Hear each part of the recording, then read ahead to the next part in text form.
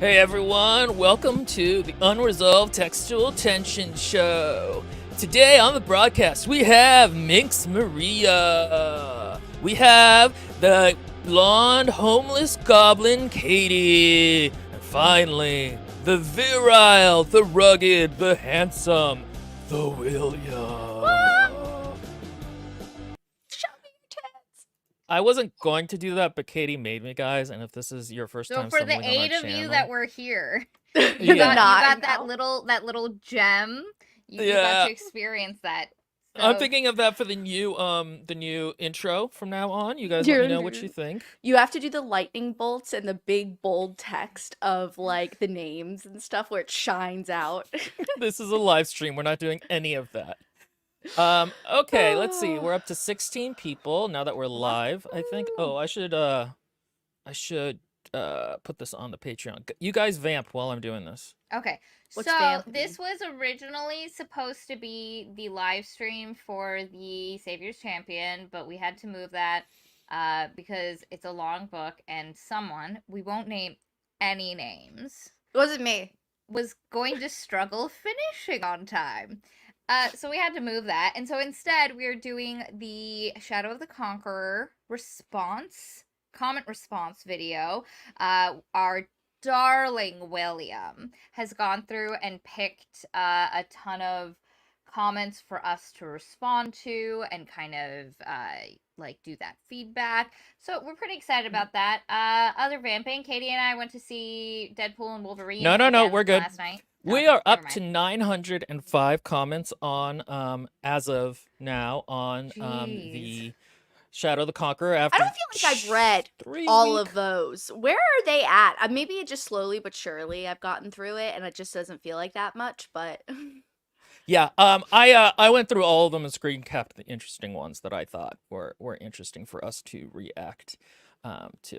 Because again, I'm like the one who cares about you guys. I'm like the cult leader. I'm the one who gets the sister yeah. wives, and they're just like far off. They're like they're like who's that communist leader No. that got immediately like sidelined once their evolution happened? I No, don't it's remember. more like you're an Animal Sailor Farm. Moon and I'm like Sailor like Pluto or whatever or Saturn where like I'm I have Tuxedo my Mask, own plot excuse line you. where I I am have my Tuxedo own plot Mask. line. No, you were Sailor Moon. That's the let's one get it thing I know straight. about the show, even though I I don't watched think it as a Tuxedo child. Max would make you any happier.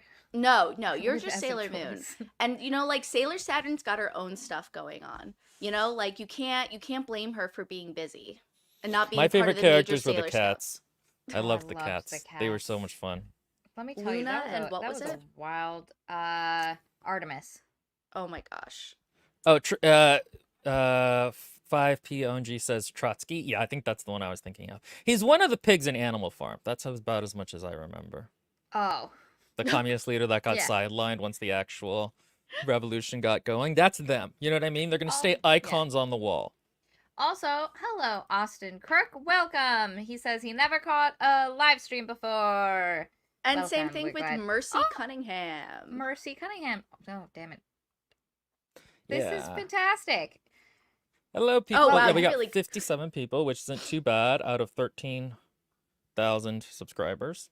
That's 0.001. Oh The hush, thing usually it's like 25 people watching, so this is a The- good day. The thing about it is that we do it at 10 a.m. on a Saturday if you're in this specific time zone. And so depending on what time zone you're in, it might be a really inopportune time of Yeah, the we've day. already alienated every West Coaster. Yeah, because like- it's 7 in the morning there. Yeah, California's gone. yeah, no, but no, I'm just kidding. These mostly like that's actually a very high level of engagement. Anyway, so today, like Maria said, we're responding to the comments. I think people thought a lot of them were negative, and we actually didn't have that many negative ones. We had We like really 3 or didn't. 4. And so we'll go over those. When we go over the negative ones, please do not go onto our channel and respond to them or like brigade them. This is just if it's an okay comment, I left it on there. That means I don't think it's like harassment or Bad. something like that. So No, and like I think it's important for us to be aware that we too are have faults. We too might be grifters. Um and that maybe we are just grifting in the game of grift, like it's important to recognize these things. Yes First, to how to having grifts. recognize grift. Yes to being grifters. No to having faults. By the way, how is everybody's audio? Because last Yes. time none of you told me, but the anniversary live stream, Katie was much louder than us. I'm sorry. So How I well, appreciate there was dare no way you. for us to real know. We can't really tell, so it's really our patrons' fault for not telling us. Hmm. I'm kidding. Okay, so this is going to be a little ghetto because I didn't feel like going through and Oh my God, you um got my French screen and my double chin. Oh, Jesus Oh Christ. yeah, oh baby. wait, why did a goose appear on screen for a second? You're so mean. You're Oh my Why? so god. mean. You're Also, so all of mean. you that are in the EU or Europe or like Asia that are hanging out with us at uh more appropriate Whatever times, 15 but not the morning. and That's 3 o'clock. 3 o'clock. little And old four me's o'clock. like, whatever military time is for 1500. Whatever time that is. Thank you. Actually, before we get started on comments, do you guys have any overall thoughts on Shadow of the Conqueror just as we wait for people to filter in or like our review on it or the response or anything like that? I'll Yeah. let ladies go first. That's Haha, you, it's so Oh, Maria. funny. us. I thought you were talking about the patrons. It's so Um, funny. You're misgendering me. Haha, toxic I was talking masculinity. about Maria. Oh, okay. All right. The one lady. um, Oh, so I've really enjoyed the comments. I was really worried that we were gonna get a lot of and I think the misguided thing was I thought going in that Shad's and again, I didn't know enough about him to know what his base looked like now, but I thought there were going to be a lot of people who had enjoyed the book or who were really into Shad as a creator. And what I didn't know, and what I've since learned, is it looks like he's had quite a bit of a drop off in his audience. I haven't done a ton of research. I've Will showed me a video. Like literally, we finished the Shadow of the Conqueror video, and Will goes, "Now I can send you some videos." So that.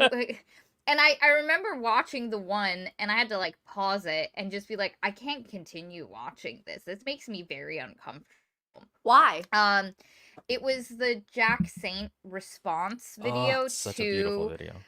basically Jack Saint is a An video incredible essayist. video essayist, He's by the way. he's Everyone should go watch him. fantastic. I Yeah. have since then, Will, I've like binged a ton of his stuff. Me too. It's so good. And it's funny because his production value is just really low and he makes fun of himself about it, but his content is fantastic. He does a lot of great analysis. I was watching his analysis of animal like human animal metaphors in And the Beast Stars too is really oh good. my god, fantastic. But anyway, Jack Saint made a video about people getting overly up at arms in about the Mario trailer and the Mario movie, and talking about this shift in conversation around the kinds of things that conservatives are using as talking points.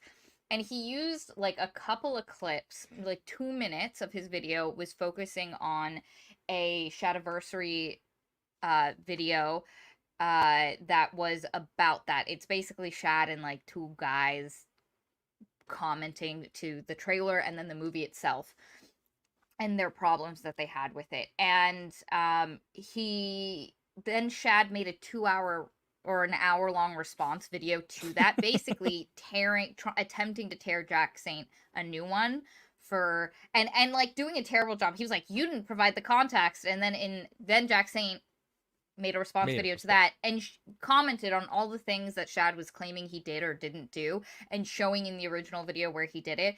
But he goes into a lot of stuff about like the kind of things Shad has said and stuff like that. And I literally, it's the only Jack Saint video I haven't finished because I just got to a point where I was like, I need to disengage. I don't like this.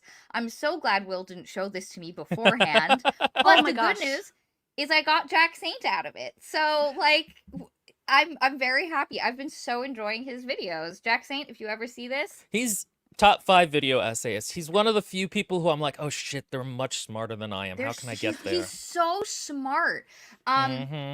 The thing is, after Jack Saint came out with that, it turned into a bit of a like faux pas for Shadiversity.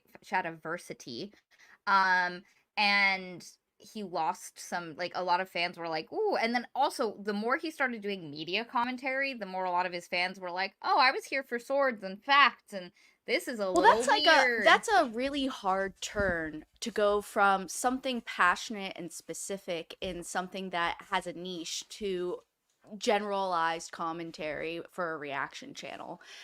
There's so many other reaction channels that if you're not really on point, that doesn't help. And it doesn't seem like Shad is on point for these things. Well, the And other thing is he got criticized by a lot of like more sword, like real sword HEMA Oh. reenactment people for like not knowing what he was talking about when it came to Oh. sword stuff.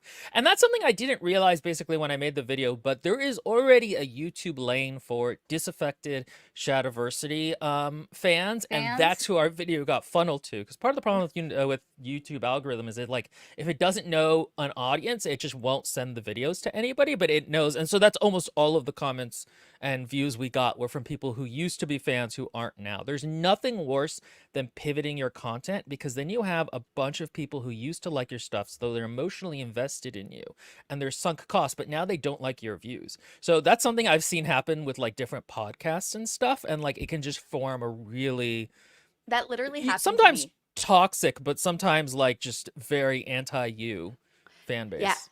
that actually, well, I just dropped off because it no longer interested me. But there was a YouTuber for a while. I really enjoyed it because he was a little older and like it was kind of funny because he had that frat boy vibe, but like it was ironic. And so I was like, oh yeah, like this is kind of funny. But then he became like boomer-esque, like in the bad way though. Like, I mean, in what way you might imagine if you are American and I say boomer. And so I was like, oh wow, you're a little like on the side of error for conservatism because it's okay to be conservative, but then there's like a certain point where you're just kind of like, oh, you're like edging on like not being ethical. yeah. Ooh, other thing that I learned, Shad is a big proponent, and this was something in our comments we saw a ton, and I also, it came up in some of the other things I saw. Shad is a big proponent of AI art. Oh yeah, Like, I know. I read an article about it last night, and so somebody was like, maybe the book is AI, and I'm like, it's not. It's too uniquely bad. Like I worked intimately with AI for an entire year, and there's a certain like tone of voice that AI has, and it doesn't have it, but so he's free of that charge, I think. But There's a hilarious clip of him arguing with his brother, who's like a real artist, who apparently everybody is like, oh, I didn't know they were connected, because his brother's yeah, also a big and he's YouTube pretty artist. well known, yeah. Yeah, Jazza, and there's a hilarious clip of him arguing with his brother about how whether he's a real artist or not, and his brother is just like, I don't want to argue about this, but you're yeah, not. oh, Which is funny if you've ever seen Shad's art, because it's clearly not at a professional level. Like Laggoat said, there's a subreddit called Shad Watch, and in a way it's the main Shadiversity sub now because the official sub is harshly controlled, full of yes men, and guys. fairly inactive. Yeah, we got linked on there actually. One Yes, of we our did. patrons, I think, because I recognize the name, linked us on there, and they were very kind to us, which was very nice. It was pretty nice. A lot of good comments. I'm sorry. Can you hear my dogs? Very Vaguely slightly. in the background. Sorry, they're playing. Give me a It's second. okay. Continue. They're very cute. God. But yeah, so that was that was like I talked about, that was something I was like a little surprised by, that there was just a lane of ex Shad fans, and I actually don't even think there are that many Shad fans. Like, all of the negative comments we got on there are just the normal kind of how dare you criticize something. Like, there's a whole lane of people who are just Yep. anti talking about any problem with a thing ever, and those are more of the kind of generic Yeah. Or comments we the got. at least he wrote a book, what have you written or what have you done kind of things. Um or the it's a first book and first books are allowed to be bad and that kind of stuff. And I think part of the problem with that is, like, as a review channel, like, we review stuff, and if we like it, we like it, and we'll say that, but if we don't like it as a review channel, we get to say we don't like the thing. That's the basic premise of our channel. And I think sometimes when people just find one of our videos and they stumble upon it, especially if you just look at what our like top videos are, it is us like, and again, this isn't our fault. We like stuff. I like reading good things. I literally was telling Katie about this great book on conservation I'm reading I and how want to happy read it makes it. it. It's so good. But you know what would happen if we made a video about a nonfiction book about the history of Nobody the would conservation? care. Nobody would give a shit. Believe And me. so, yeah. I specifically wanted to use one of my textbooks from college, and I was going to be like, oh, let's do a little discussion where I scan the pages and we have a discussion. And I'm like, maybe that's too dry. Yeah, and nobody like, and so unfortunately, even when we like videos, those videos or books, they don't do well, and so people can look at it and just think we're like a hater channel, but unfortunately we're a review channel, and if we don't like something, we're gonna say it. And like, it's just the nature of the business. It's like movie critics. Sometimes they like movies, sometimes they dislike movies, and you can or like sometimes the audience, like Also, critics liked something and the audience didn't, like, opinions. Also, to be fair, like I'm a pretty mild ground, and so are you, and sometimes so is William. So it's a very like wide variety of viewpoints that I think, even though we all are very similar in what we enjoy doing with like literature, we all have very vastly different ways of responding to literature. And I think it is very fair to say that I do often make a middle ground because I like a wide variety of what is considered quality writing. And, go well. My mom said something about you once, and it made me realize that, yeah, you try to see the best in people and books. And I'm like, yeah, that's Katie. She tries to see the best in them. Like, that's the way it is. And it's like she's not like immune to their faults, but she's very optimistic and positive in that way. I think the other thing is there is a mode of criticism that I engage in that other people don't, which is that, like, even things I really love, I cannot stop myself from criticizing. Yep. A Song of Ice and Fire, it's a series I love. I think it does a lot of things very well, but like I'm also extremely aware of its faults and talk about those. I almost have more of like a scholarly interest in books than a fan interest. And some people just Yeah. aren't compatible with that view. Just some people Yep. just don't do that. And like, sorry, but that's the kind of channel I we have. I think that's could be said the same in different levels for Maria and I as well. I think that's what Maria was like nodding to just now. Yeah, so for me, I have that where I've noticed this thing that is, especially like post the podcast, but also just like on the latter half, because during my bachelor's, I wasn't like this. Will acknowledge that Yeah. I was much more.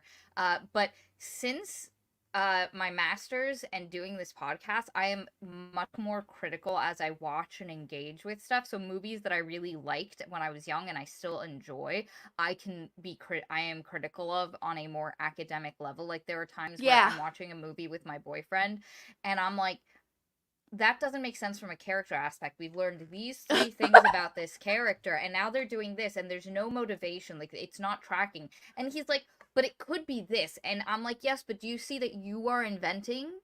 Yes, it's Like, not you're inherently doing this. within. It's Text. you're bringing that to the text instead of it being coming. And I realized, oh my god, what am I doing? Like, we're just watching a movie. And You're I never just watching yeah. a movie. And the thing is, I struggle now to turn it off. Like I am, when I go back, like I think about a lot of the books that I really love and the flaws that are in them, and there are things that I can like. And so I definitely would say, as I've gotten like older and just more analytical, I've trended a bit more to Will, where when I was younger, I could just like unapologetically just enjoy something without like I could just look past the flaws. And now when I look at it, I'm like, oh, there's that. It's See, there. I can still turn that off. Still at this point, I can turn it off. It's because as I'm reading The Savior's Champion, like it is her. We'll get there. But anyway, like there's so much to say on it. And this is a really good example of what we're discussing right now. There is so much to be said in so many different minor, gigantic, all over the place, within the prose, within the concepts, within the characterization, within everything ways. I don't even want to talk about the art scene, the sketching scene. It's fucking dumb. But anyway, but that being said, I can turn off a part of my brain and I'm just like, ooh, it's The Bachelor, but like survival. And I'm just like watching. Like, it's like, if you win this challenge, you get to spend more time with the lady. And I'm just like, oh my God, this is so dumb. I'm on the opposite end of you guys in that I have never been able to turn it off since I was a child. And so finding an outlet for Unsurprising. it is actually quite nice. And to find other people who also are unable to turn it off has been quite nice. Shout out to Limburg. Really quickly, Fern says that's Cam Girl. That is not. Where did it go? Oh, here it is. It's so odd watching you guys in 1x speed, first time on live. So funny. That's Yeah, I do literally that my too life. sometimes. It's really a Um, testament to our generation and how we literally can't just be patient just to watch a single form of media. We have to multitask and have it at 2x speed. Well, I think for a lot Some of people, videos are they long. focus. Yeah, but I think for some people, so one of the things they've shown is different people's brains focus better at different speeds. Like one of the things I've noticed is I struggle at like 1 point speed. Yep, me like too. when I'm listening to audiobooks, and part of this is a lot of audiobook narrators are real fucking slow. Like they're not talking at a speaking pace. They're like audiobook narrating, which is just slow, and I like my brain, if you talk too slowly, my brain can wander and go in different directions. And so like depending on how fast the audiobook narrator speaks, between 1.4 and 1.7 is my sweet spot. Yeah, it's true. What? They also take too many pauses. Guys, what? I don't feel like I talked that fast. Yeah, so Alex Emberton says, I don't think I could listen to Katie on anything quicker than 1x, not gonna lie. I can barely keep up as it is. Yeah, so, like, Katie has so many thoughts and so many things going on in her brain. I'm sorry. You're, don't be sorry, you're fine. Let me tell you, But, in Japan, people had because she talked fast, some of the the Japanese people who spoke English were, like... I'm currently tutoring a girl who's like got about 50 to 75% of the English language down, but everything else is still really difficult and she can't fully communicate spoken language with me in English. And I'm trying to teach her grammar on the sly after school. And I forget. I'm like, "Oh, okay. Slow it down." And I'm used to it now because I've worked with kids like this before, but it's like, "Okay, Katie, stop yammering at like breakneck speed. You have to just choose your words carefully." So funny. I'm doing a thing, so keep vamping. Yeah. Okay. All of you that are here for the first time, also we're at 158, which is I think one of our highest for a live stream. If we could break 200, I don't think we've ever broken 200. That would be pretty cool. But will of the gods. But also, like, I'm sorry you guys that are logging on for the first time are listening to.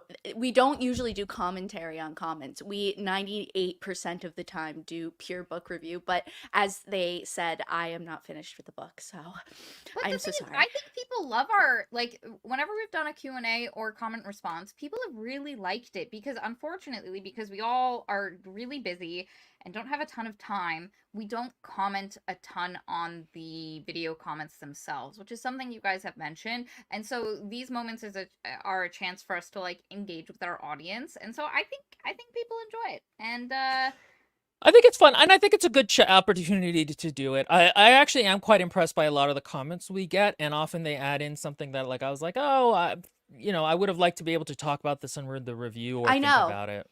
So Yeah, okay. too. So I broke these down. Yes. Real quick. Somebody asked this, but I don't know what it means. Scythe is a book. I don't know. Probably not. I'm trying to keep us away from YA mostly nowadays.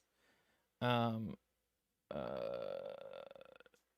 So yeah. So I broke these down into different like categories. So we have miscellaneous. We have essay. We have comments on redemption, Mormonism, and then what I call fighting words, which are the ones that don't agree with us. So in the comments, guys, leave which one you would like. What category you would like. Again. Repeat the categories. Yeah, just like. Oh, you know what? I should just do a poll. Oh, yeah, I'm that so too. Smart. You're the smartest boy. Here, before we get started, I'm just gonna fill up my water bottle all the way to the top, so I don't have to take another break. Okay. You go. Okay, thank Start you. a poll. We want. Also, thank you everybody. I didn't really explicitly say this, but thank you from the bottom of my heart for joining us today. This is one of my very few passions in my life. I really only have two or three, except for the spider. The spider's actually pretty much a fourth of all my happiness, so the spider works. She But has thank you. she has a spider. For those of you that don't know, she got a jumping spider. That's a really weird thing to give no context for. Get I out of know, here. that's why I Go said get it. your water. Okay, all right. The poll is live. This is for what type of comment you would like us to read. We are lagging like a good 10 to 15 seconds. That's okay though. Let's see. Yeah. So, yeah, I have so much fun. The thing is, again, there's this whole lane of dunking on Shad that's just like a lot of fun, but I wanted to keep that out of the video. We Yes, can do I it more agree. here because now I think it's interesting because it's like you get so used to talking about your own opinions on when you have a channel that you don't realize that like no, nobody actually wants to hear your political opinions if you started with sword stuff. Like we're a little bit more like all writing is political, so our political views are very much in the center of how we read things. Like, I always read things through like a socialist or a class lens. Well, not always, but sometimes. But like I'm very open about that. So if I suddenly went over to, talking about politics, it would be like a little weird, but not completely ridiculous. Whereas like with Shad, it's like what a 180. It really is. And I think that's the part that people, because like a couple of people put in the comments that they really just enjoyed him when he was an excited, nerdy guy talking about swords and like history. And it's quite a shift, to go. And I also need to make a point. Sometimes this can get like lost in the sauce.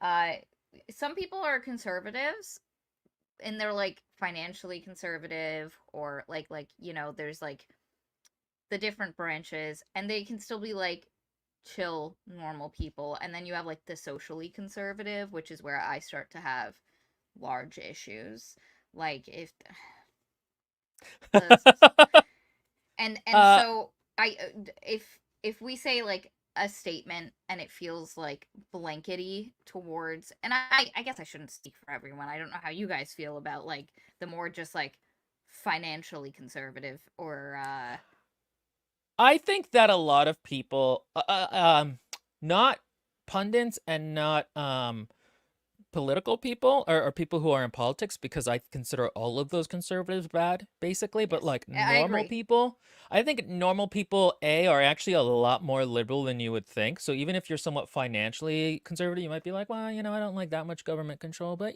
gay people are fine. Like Yes. there's a baseline of leftism that a lot of people are, but they wouldn't necessarily call themselves Well, that. that's because the political sphere aggrandizes like certain sensational like concepts such as like, like they like overarch and lie about like border problems or other things like that where it becomes almost a point of like prejudice that they just like feed off of and like make larger and Well, bombastic. I think both sides are very very alienating Oh yeah. to other sides. And I think it can be a really big problem sometimes. But the point is, we know that there are like most people who would classify themselves as a conservative are just normal people out there living their Yes, lives. they are. Yeah, Yeah. there's just a very small subsect of absolute insane people. Also as a side note, the dog's name is Buckwheat. Also, the Uh, spider's name is Lady Cheeto. Someone Yes. asked. Oh, was somebody asking? Yeah. all right. So I think from the poll redemption one, so we will pick one of those. I'm not positive. I did not. Um, okay, so let's start with this one. These are going to be in the middle of the screen. Maria, would you like to read it? Yes. Okay, from watching this video, I've come to the conclusion that two things are necessary for a Oh satisfactory yeah. redemption arc or story. The character has to at least try to act better, and their past actions cannot be forgotten, ignored, or justified. Extra points if your character has a backstory that explains but does not excuse their behavior, and if it is acknowledged that the character doesn't automatically deserve forgiveness just because they are better now or because they could have been worse Yeah. before. For a good example, watch Avatar: The Last Airbender. For a bad example, read this book or don't. And I think the part here that is Hold really on. You're still there. We go. oh. Go ahead. So I think the important part to that comment is the idea that we don't justify the person's actions, but also the part that kind of dovetails into, because everything that person just said I completely agree with. There should be a reckoning with the past actions, and the idea of forgiveness is not oh, some people are asking what was the poll for. Well, Oh, because you just came in, Angry Otter. It was to what kind of comment we wanted to talk about, and we got redemption type comments as a topic. So we'll go. yeah. Basically, I think that would just be a fun way to do this, is to have you guys vote on which Yeah. genre each as we go. Because they're actually, again, there's 900 comments, and even the interesting ones, there was quite a lot. So we're not going to get them all. Let's But see. Yeah, go ahead. oh, I just wanted to mention that's a really good reference, though. I feel like the Avatar: The Last Airbender did an amazing job for a redemption arc. But see, I feel like there's also something to be said for there's a certain level of like, I mean, again, I'm not a philosophy person. Like, this is just my general concepts of these things without further study. But basically, like, if a character has no capability of improving their ethical view, then like it's kind of like hard to empathize with them, and therefore the redemption arc does not make very uh good connections with a reader or a watcher or whatever. It's because they have to be able to ethically agree with the character at a certain point in order to emotionally love them. Brother 100%. Solar. Brother Solar had a really good comment, which is redemption and forgiveness are never mutually exclusive. Yes. Yeah, I think also the two aren't necessarily linked. I mean, the thing about it is that you're never really going to be able to undo what you did. And forgiveness is a thing that comes from the victim, not a thing you do yourself. That's more like restitution. It would be more of like you Yeah. can offer restitution to someone, or you can do good works in other areas of your life and redeem yourself as a person, but you cannot necessarily redeem the hurt that you have done to someone else. That is forgiveness. That is up to them, and they can give it to you, and you not necessarily deserve it because it's part of their journey. For example, they can forgive you for something because they just want to move on and they don't want that hurt to remain with them. And the other thing though is, again, forgiveness also doesn't mean like we're buddies now. It also Yep. can mean like, hey, like that's one of the things with the book is like, even if Auric, I believe that was his name, Yeah. forgives Dalen at the end, he doesn't need to like him. He doesn't need to think that And to he be doesn't friends need with to him. die as, yeah, you can also forgive somebody and be like, you still need to face, societal consequences for what you did. That's exactly how do you wait, Maria, do you want to go first? No. Finish what you're gonna say because it's in response to that. I want to finish the point I was making at the start before I got distracted by the poll. Not Okay. important. Real quick, no, that's a really good. I feel like I've personally experienced that journey. I for those of you who do not know, I've had a pretty rough childhood, and there is somebody in my childhood who did a lot of horribly negative things to me. But as I've grown older, there was like a certain amount of anger in my heart, and I didn't think it was active anger. But then as I got older and more mature and more contemplative and self reflective, I'm like, oh, there is an anger there. And over time, through many different reasons, having absolutely nothing to do with the redemption or of this person doing anything to deserve forgiveness, I have chosen to forgive. But it's really not like, oh, I'm your friend, I want to talk to you, I want to let you into my life. It's just well, I'm not thinking about you anymore, and you no longer haunt me every day. So, like, move on, but don't try to talk to me. And if you do, you're scum of the earth. Like, I still think you're scum of the earth. It's just I don't have anger for you anymore. And I think that's really important because, again, what Will said is that forgiveness coming from the victim for whatever reason that the victim needs to do that, and it not being reflective of redemption, because like redemption is getting to a point where like you have like kind of gotten past the past actions in a sense where, and the two, like we said, are not mutually exclusive. The other point I wanted to make is for a good redemption arc to work, you cannot be punishing and killing people for doing things that are way, way less bad than what you did but you get to be redeemed and forgiven, but you killed a bunch. But in the story where you're redeemed and forgiven, you kill a bunch of people who did way smaller scale. None of the people Dalen kills in the book that the book tries to justify to us did anything close to the levels of terrible that he did at all. And if he is able to be redeemed, then other people around it, like for this story to even claim to have worked or to do it, those other characters should have also been pushed forward. And I think one of the comments, and I don't remember who because there's a lot going on in the chat right now, was that you do good and you try like add good to the world. And unfortunately, throughout this entire book, Dalen doesn't necessarily do good. He just uses his just really skills hot. of killing. No, He's really kills. He kills for a good purpose, I guess.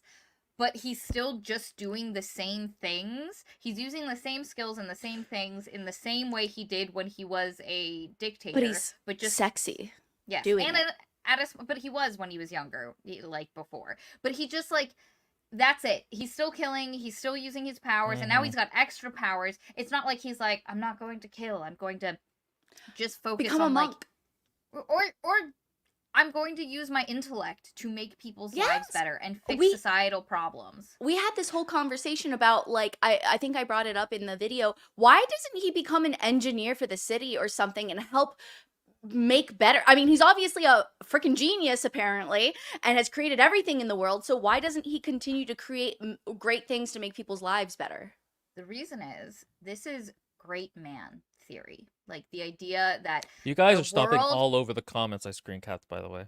Yes, because there was a recent one that just made this point that this isn't actually a true, like, other people don't get to be treated the way Dalen's treated because he is the great man. And the idea is, throughout history, there's this, like, philosophy that it takes a great man to do the what needs to be done to fix the world. And it's something that can oftentimes lean into a more conservative outlook, because the idea is the system is probably fine. We don't need more system. We need a great man to lead it in the right direction. And this book leans into that, where he gets to be the great man that must do the terrible things for the sake of the world. And that's why the other people get to die, because they're not the great men. They're just bad people. And you can tell because they're divinely in the book textually, they're divinely chosen to either have light or not have light.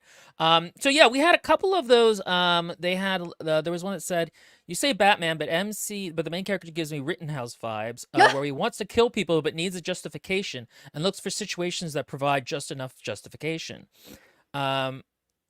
It's like if Superman left a purse on the bench so he could kill anyone who took it. And there's the irony that he feels murder is an acceptable punishment for thieves, but he, a guy who did every crime, deserves only the worst fate, living until he dies of old age like everyone else. Like, really, petty criminals die immediately, but your punishment is retirement. This isn't just a power fountain, it's a no accountability. Yeah. Because that it's Superman totally thing was amazing. Well, it's true, because like he mostly is like, man, I'm gonna just kill people. Like, again, there is a I want to go and okay. So there's another comment that kind of plays into this, because these are all sort of collected. But Shad can't write a redemption arc because he has such a massive victim complex, and that's the thing that I think shows through in the book the most, is that he himself feels like a victim, because conservatives always feel like victims, and also because he himself, a lot of people have been like, hey, we don't like your views, so we're not going to watch you anymore. So he feels, and so that seeps into the character. Dalen is treated more as a victim of society than he is as a perpetrator of crimes in the book, which we'll talk about more when it comes to the Mormonism. But yeah, and he also, like, it goes back again, and I mean, let's go ahead and just ignore the very, like, dry, uninteresting, uncreative prose, but we keep going back into the whole past of how Dalen lost his family, and how by losing his family, his beloved wife, and his beloved children, he has been formed into this creature who no longer can love, and so he becomes a heartless leader. And it's just like, okay, you and everybody else, like, what Anyway, so yeah, like that constantly comes up as like a reminder of why he chose to be the way he was, but it's not even poignant within that itself. It's because it never like directly connects or creates any kind of like domino effect in like specific choices as he becomes like a ruler in his flashbacks or whatever. So it's also just like pointless. We could have literally nixed that entire thing and it still wouldn't have changed like the kind of characterization that we received. Yeah, I want to highlight one comment because, I did say something political, so I just want to talk about it for a second. Vulcan of a Nocturne says, ugh, such a pity take. Left and right accusing each other of victim mentality is boring. So the thing is, both ideologies can have a victim complex, but the difference is that the right and the left is the validity of that victimness. So if you're a trans person, your life is more at danger. You do have your rights curtailed. If you feel like a victim from society, you are a victim. Like if you're an immigrant, you're being accused of eating dogs and there are bomb threats going in a way that it isn't. White people have, if you're a straight white man, like you get canceled for expressing views that other people don't like. Or like, it's like, DEI is not actually a real thing that's happening that's taking white people out of positions of power. A lot of times when conservatives complain about being victims, it's because they're losing the privileges that they once had over other people. And that was viewed as their norm. So they're like, well, why are you doing that? Like, I didn't even notice the water I was drinking or the air I was breathing. Yep, 100%. Yeah, that's a really good explanation towards the end with the water drinking part. Yeah, Also, people don't notice. Good. No, finish your point. No, I was just gonna say a lot of times people don't understand. They're literally incapable of kind of seeing the world around them. So for example, like my sisters and I've had friends who are catcalled quite a lot. And the thing is, it never happens when I'm there. I had a girlfriend who literally we were in the grocery store together. She went over to another thing while I was looking in a lane and she like talks about how she got hit on in a gross way as soon as well, she was over there and it was like one over because if you're male, guys don't do that in front of you to women who you're with. So it's like it's literally a thing that like I understand is happens, but like in my material reality, I've never actually seen it firsthand. And so a lot of times that's what kind of happens is you just don't see it because it doesn't happen around you or you're so used to it. That happened. I one of the greatest conversations I ever had with my brother was when he was a teenager, and we had to walk the dogs together a lot, and so we would have a lot of these like and any antagonistic conversation we needed to have with each other that we didn't want to have in front of my mother's ended up on dog walks. Yeah, I remember a lot of calls with these conversation flashbacks. And I had a conversation with my brother where he basically believed that women didn't get catcalled or didn't have negative experiences. I remember this. That he thought women didn't experience negative, especially at the time, negative responses in video games, or that women were unfairly treated. And I was like, why? He was like, I speak to my friends and they don't know anything. I said, Alex, are any of your friends women? And I just started naming off specific examples of things that had happened to me. And then I started using Katie and her video game experience and the feedback she had gotten. Oh my with God, that. some nasty commentary. Some nasty stuff. And he was just like, and I said, Alex, are you just talking to men about this? And he was like, well, when I'm around. And I'm like, of course it doesn't happen when you're around. Like, you're a giant, tall, like, broad dude. Why would anyone do that to me or your female friends when you were standing there? And it was this moment of, because he spent a lot of time on iFunny, which unfortunately was radicalizing him. And thank God. Oh, like yeah. my brother is now like a happy socialist and like very liberal, so he got out of it. But there was this period where he was like, feminists are terrible, they're man hating, like and it's because he saw those videos of those really radical women who just said terrible stuff about men. And I was like, which Alex, is horrible as well. Like, technically those aren't feminists, like, no, they're just very angry people. And so having this whole conversation with him and being like, this is the definition, do you agree with that? And he was like, yes. I was like, are you a feminist? He's like, no. And like having him, so I think one of the best things is watching someone deep in that, like on the road to potentially becoming like radicalized more, and then he just like at some point hard lefted, just like the best part was my brother being like, you were right. I was so disconnected and I was in such an echo chamber that I just had no idea what was happening. Yeah. Yeah, we've gotten a few comments talking about Liberalism and socialism and the well, difference yeah, in but I our do kind of terms. want to move away from that a little bit. Me But they were too. talking about how atonement plays into religion. And Banama says this is actually very true. Catholics especially feel like they never really change because they can just superficially go to confession and say a few prayers and be absolved of everything. So this is sort of a problem in the book. With you don't really run into this a lot in books. Often books have a superficial cultural religion to them. Like I as an atheist, if I wrote a book, would have certain superficial Yeah. cultural things that seeped into the culture. But books that are explicitly religious are very weird to read because they're like believing in God, for example, or having faith is a base level good. And I think that's kind of part of the problem with the book a little bit is Shad believes being picked by the light is itself a base level good thing that absolves him when really in real life praying does not actually absolve, like it doesn't. And even if you want to be religious and say in God's eyes it absolves you, on a human level it doesn't. It's still you still owe that person the harm you caused them, even if you want to, you still might get into heaven with your ticket, but whatever. um Wait, we have one person that says that's not how confession. I am not Catholic. I have no commentary on this. well, you have to do like penance, like you have to like just do Hail Marys and stuff like that. You also have to bear in mind that like we're talking somewhat about the overall attitude of it. Most people actually are not super religious. There's that study about atheists know more about religion than religious people. So I'm speaking somewhat in a non like super doctrinal way. Um So he's not going into the spiritual nature of it. Like it's just the pure practice of it. Is that what you're saying?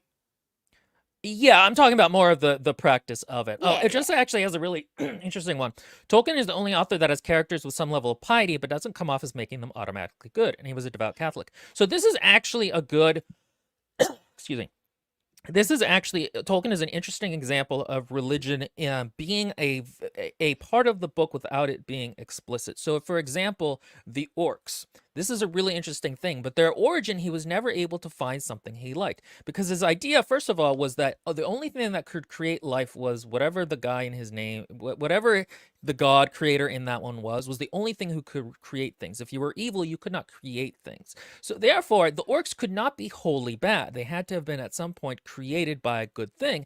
And being a Catholic, he thought it was always possible for someone to have redemption. So like, could the orcs be redeemed? And so like, that was a philosophical thing he actually struggled with a fair amount. And that's an example of like your religion being in the material weft and weave of the world without it necessarily being explicit. Explicit. And I think that's a much better example of how to work that in without it feeling Well, I think it's a little bit more self-aware. It's also a little bit more it's a big picture view, and religion I feel like should be a big picture view when you're trying to explain those concepts in a way. It's because like then it makes a lot more sense. It's systematic and everything. If that makes sense, I don't know if I'm explaining myself clearly, but like you know what I mean. Like that makes a lot of sense. There's logic to that. It's logical. Well, it's also a deeper kind of philosophical idea Yeah. than yeah. necessarily. So, Bananas had the point, or Bananamas, the point of being sorry is that you don't actually repeat the offense. But the problem with confession, as a lot of Catholics, not all treat it, is that you get penance and go home to repeat the sin. Repeat the So sin. there's Ah. everyone. The problem is that people are dumb and they mostly understand philosophy on a surface level. And that's something where I'm sure in Catholic doctrine on a more deep level, monks have discussions about like how forgiveness actually works, but in the common mind of religion, it's like you can do a bad thing, you get wiped clean, and you go back to doing it again, Mhm. which is kind of what Dalen does a little bit to bring it back. All right, we should get Yes. to another comment because we've Yes. had Yes. one. Actually, you know what? Let me set up. I should have done this Another earlier. poll. That's fine. Yeah. We'll song and While dance. you say that, I'll vamp. So a point I wanted to make is that anytime you write something, your personal views, whether it's religious, political, anything, goes into that. And it's really hard to completely separate yourself from that. And I feel the difference between Tolkien with his obvious moral struggles that he was dealing with as a creative versus what this book feels like is that it doesn't feel Tolkien felt like he wasn't Introspective. trying to write and incorporate his religion, and it just happened as he was teasing out these things. Unlike Narnia, he hated metaphor. He hated metaphor Yes, or and so simile. what God, what are not There, parables? There's a specific term yeah, um What? that when you're writing something and it is like Narnia is considered a blank. there's a I know term exactly what you're talking and about, and I can't think of it. A one and to one. yeah, Tolkien specifically was like, I am not writing that. Like, this is not a metaphor for war. This is not a. But his feelings of war, his vibes, It's like his, intrinsically woven into his it's in narration. there, but he wasn't trying to do it. Versus, it kind of feels like Shad was trying a little bit harder. Like, it feels like, and I don't know if I, it was intentional, but it definitely just feels. And again, once somebody said he was Mormon, I was like, oh my God, it just makes an allegory. Thank you, there we go. Lan Johnson, an allegory. Thank Yes. you. By That the was way, the term. Oop. I want to point out real quick that the reason Maria is particularly looking through this lens of discussion when criticizing literary pieces is because when she went into her master's program, she literally studied women in like Asian literature, Eastern Asian literature, and how religion influenced their writing. So she is looking through the lens of that kind of criticism when she's talking about this. Yep. And like they weren't trying to write about religion. It just came up. It's like I said, it's intrinsically woven into the narration style. It's the same reason why so many things that I write intrinsically have to like circle back to abuse. Like when something makes a big impact on you, it oftentimes will, or something that concerns you greatly, it as a writer, it passionately will like weave through you into your writing. So you're gonna have a bit of like the author's soul imprinted on a book, and depending on how crafty you are as a writer, you can either like harness that into something very meaningful to say, or you can like kind of create what Shad created. Yeah. Okay. So Mormonism won out, and this is actually good because there is a one of the points that was made is about how Mormonism specifically deals with forgiveness. This was spread over like 6 comments, so this might be a little bit messy for me to get into, but it says, okay, there is a very strong pattern in Mormonism that not forgiving a criminal or villain is actually disruptive to the community more than the original crime, leading to victim shaming. And this is what we see in the novel. The society can't just get over it and let Dalen just do good stuff now. They're actually preventing him from helping people by holding him account for all his crimes. Mm. Not forgiving, criminal. Okay, this is the same thing. Sorry, there were a bunch of these, so okay, that's such a destructive philosophy that puts onus of acting moral on the victim rather than expecting the perpetrator to actually change. Gross. Precisely, but it is the logical and inevitable outcome of putting forgiveness in the sole hands of God, the light in the story, which is actually just human church leaders in reality. Think of it like this, like they do. A doctor, a policeman, a family man is caught doing something horrible, but God forgave him. It's done. Let him continue his good work. The main theme in Shad's book, Let Him Be Good. Now you're the one causing a ruckus to try to tear this guy down and prevent him from saving lives. How dare you? No, I already did that. Okay, yeah, okay, we did get through all of it. I think there are actually a couple of really interesting points there. I learned a lot about Mormonism from reading our comments on this. Guys, look at what I like this phrasing. Are you still going on about that thing strategy? That's Yep. what it's called. Yeah. Okay, so basically, here's the thing. The point that I thought was really good here is where they're saying that it's up to God, which in reality is up to church leaders.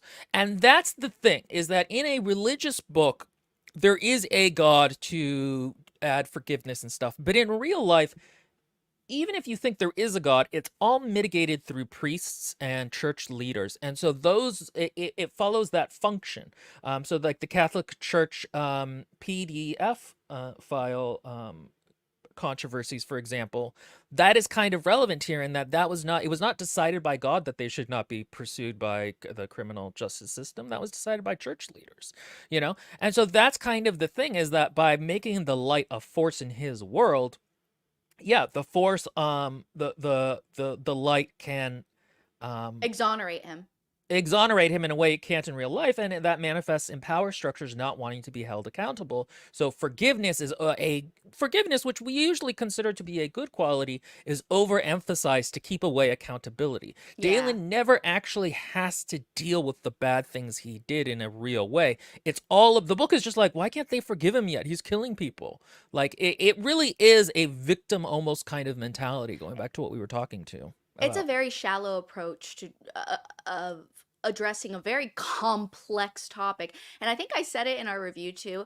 This is just a like I think because someone quoted me in the comments and it said something and they were like, "That's a very kind way of saying what he really is." And I was just like, "Oh gosh," but it was like it's a very complex subject that Shad unfortunately seems, considering his writing, is incapable of addressing in a like professional, ethical, interesting, introspective, like sort of, critical manner. It's because if you are going to address a concept like that and like have the piece obsess over that concept and really hammer it home, it needs to be able to be very critical in thought, and it's just not. It's very very like one note.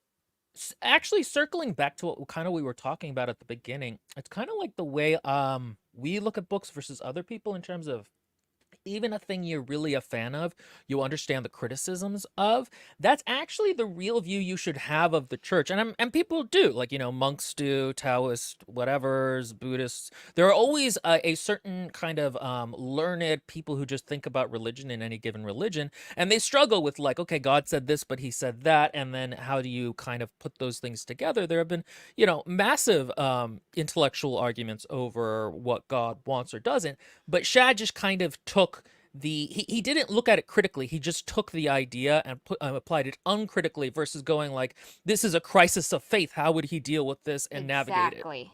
Exactly. And unfortunately, I think this is just one of those things where it's so funny. My boyfriend lived in Utah for a very long time and so was Ew. friends with Mormons, and there was a point where, because we were talking about, he was like, yeah, I had a buddy who did his mission to Denver. And I'm like, What? Colorado? What do they need? And then he started talking about how these like cultural touchstones, these rites of passages, fit into this process of, you know, keeping people within the faith, building community within the faith. Oh, I And like I see. said, he was so my boyfriend had been very religious, not Mormon, but very religious when he was younger, and then is now an atheist. And so he would have conversations with his Mormon friends and like challenge them and have these kinds of interesting conversations. And he said like a lot of it is like great community, like, and a lot of them are on a day-to-day basis great people, but that there are parts of it that are very like parts of how their life is designed that are very trying to keep you within the circle and community that all think the same thing. Because if you just go up to an adult on the street and be like, Mormonism, take a piece of the pie, they're probably gonna be like, no thank you, I don't like this pie. um There's no sugar or spice. yeah, versus if you've grown up in that in your whole life, it is very hard to be critical and look critically upon it. And so I think part of the Kind of like problem for Salisbury Shad, steak. Like, nobody likes Salisbury steak, but I grew up on it, so it's kind of like, oh, it's a nostalgic food. and you don't realize the inherent problems with it. And so one of the things we might be dealing with is that Shad is just potentially in such an echo chamber of his religion, his things, that he doesn't realize that there are things to be critical about, and he is Mm-hmm. just working from that, like, this is standard operating procedure, why is everybody else doing something different?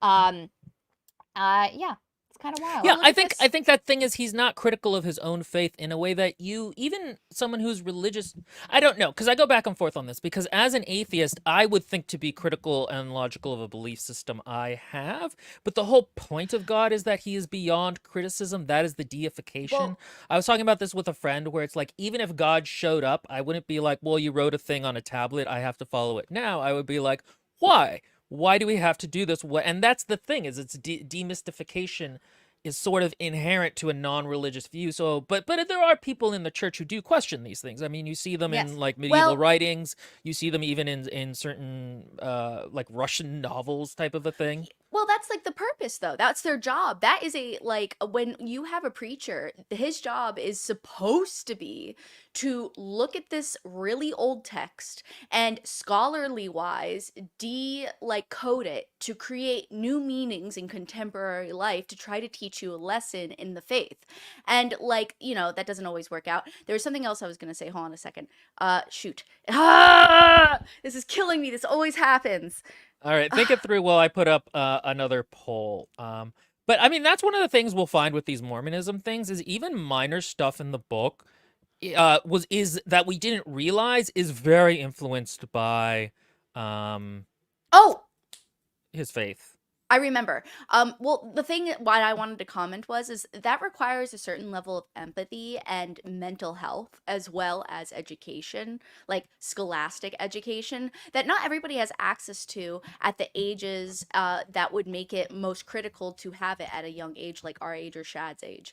Like, you have to be able to go through a certain level of education. And that's why, like, of course, I get on my soapbox all the time. I recently did on the Discord how, and hopefully soon we'll have some interviews with some other teachers on my little corner thing so that way we can talk about how education is internationally as well as other things. But like you got to be educated at a certain level of self-reflection to be able to provide that kind of keen, like, writing or whatever. There's also somebody in the comments that also said that they were an ex-Mormon. Where was it? Yeah, the black mage guy.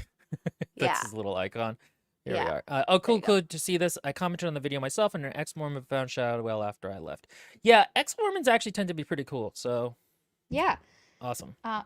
It's really interesting talking to people who have like were really religious at one point and aren't, and what the things that got out of them. And I think one of the biggest things that I've heard from people who have left like a really more tight religious community is you lose that community.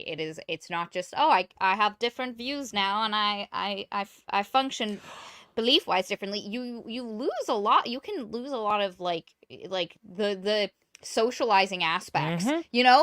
Like going to church or church functions isn't just like religion. It's also where you get to socialize with your friends and stuff. And so it can be really like I don't say it lightly that people can be so boxed in by their religion that they can't see out of it. That is like it's They hard.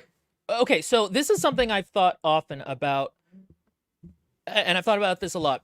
In terms of us being the human animal, why do we shift our beliefs when somebody we like believes a thing versus sticking strong to our principles? We often, nepotism, that kind of thing. And the thing is that from a biological point of view, keeping in being a social connection to somebody else is extremely valuable. They will take care of you. They will watch when it's nighttime and there are tigers around. If you don't have enough food, they'll share food with you and that kind of a thing. Social relationships are massively important to survival versus like an ideology, which if you're on the plains of Africa, doesn't really mean anything in terms of survival. And so we're all very hard coded to value social relationships over abstract principles, no matter how much we try to not be like that.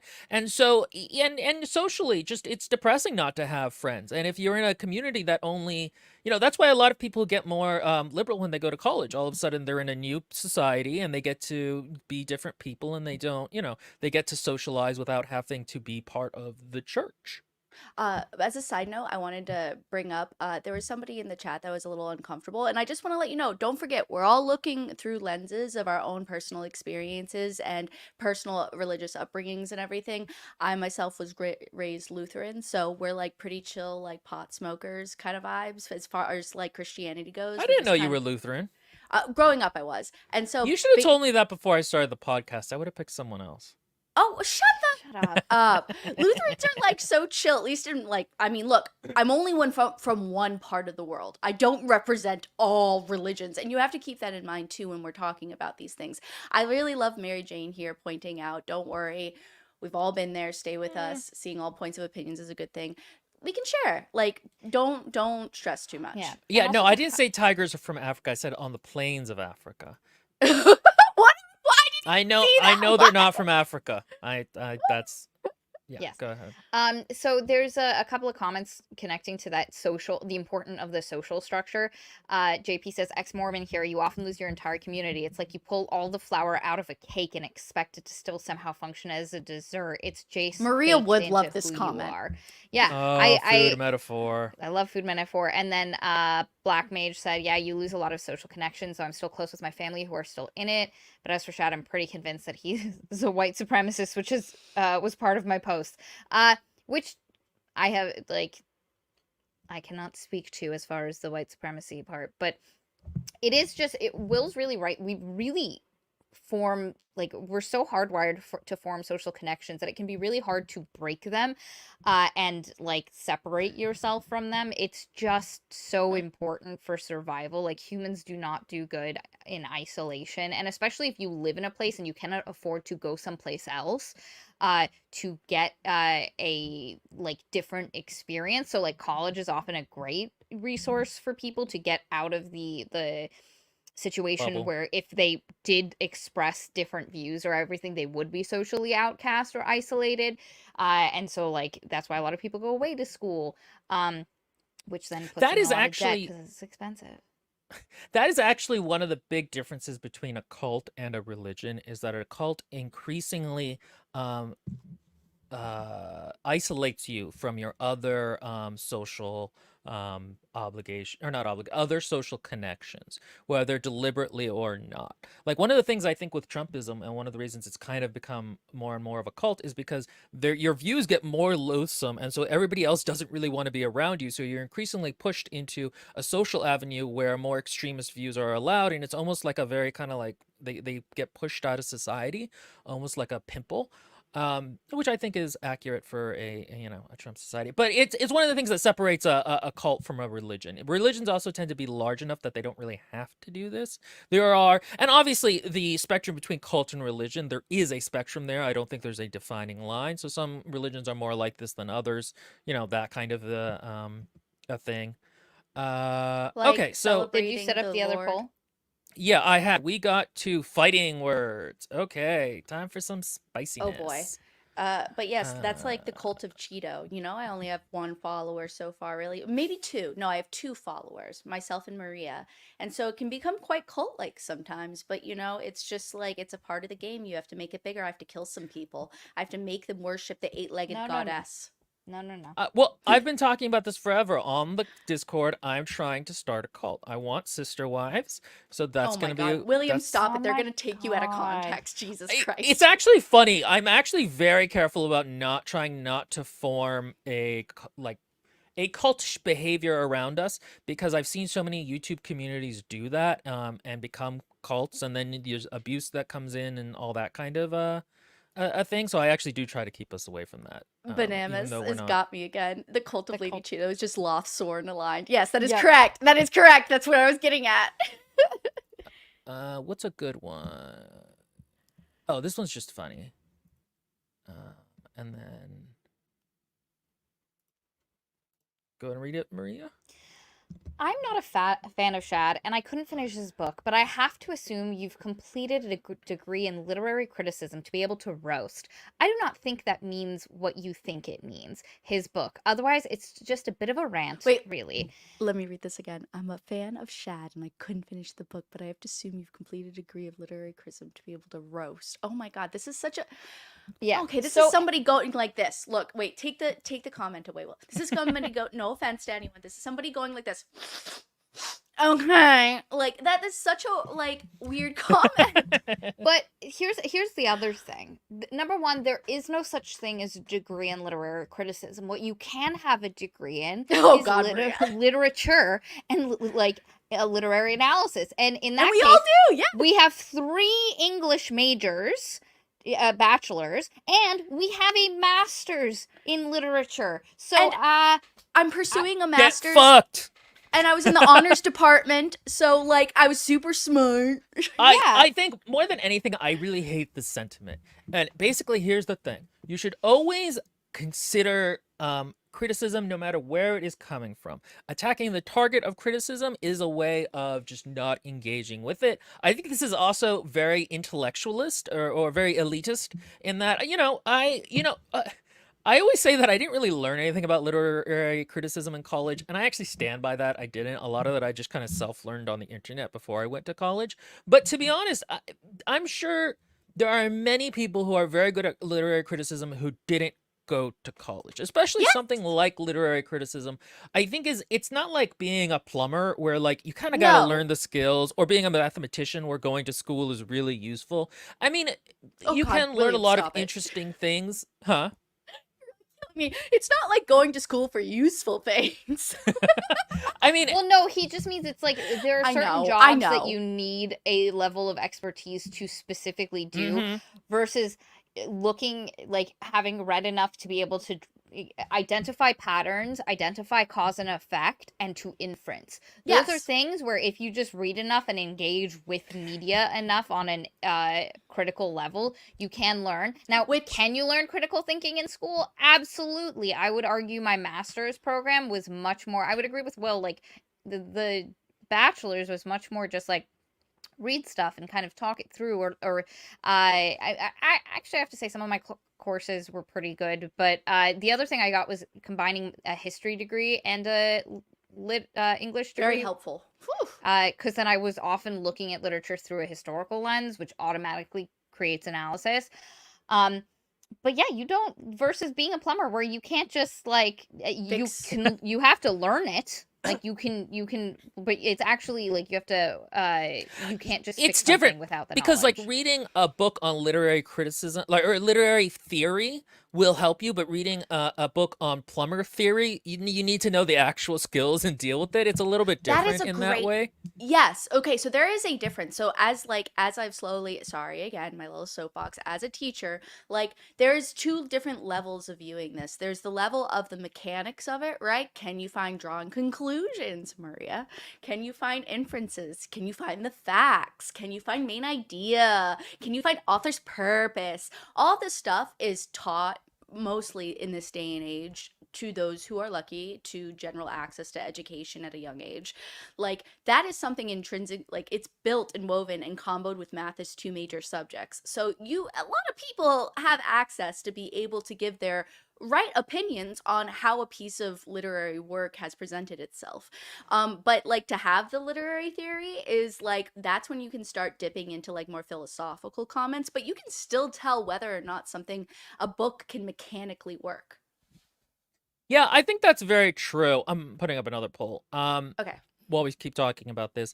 Yeah, I mean, I just don't, I fundamentally don't think it really matters where criticism is coming from. I think you should still always view the criticism as, it could be coming from a one-eyed troll under a bridge. And it's like, okay, but it's still, that was classist of me. But it's still, Angry Otter. it was an implication that you don't know what roast means that got me. Yeah, I don't know what Yeah. that means either.